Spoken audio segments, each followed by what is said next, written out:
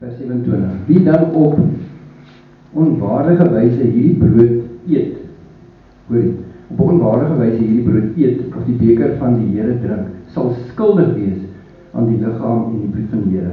Maar die mens moet homself beproef en so van die brood eet en uit die beker drink.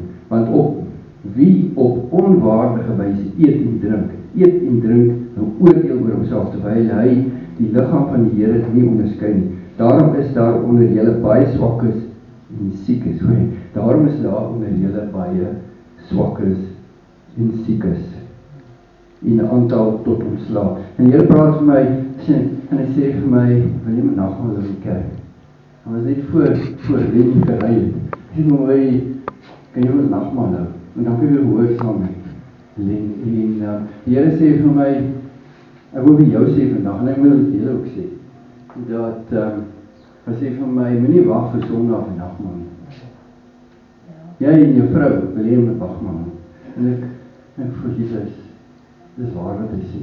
Jy weet, hoe vergeet die krag. Dis hoekom dit so belangrik is, hoe Paulus vir die Korintiërs gesê het.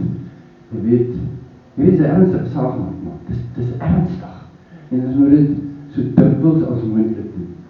Nie so dikwels Sondae om te doen. Ja, so uit my hart wil ek ook net sê, doen nagmaal. Wat jou vrou, kom jy kinders gou. Kom maar, jy miskien, sê kom ons doen dit gou.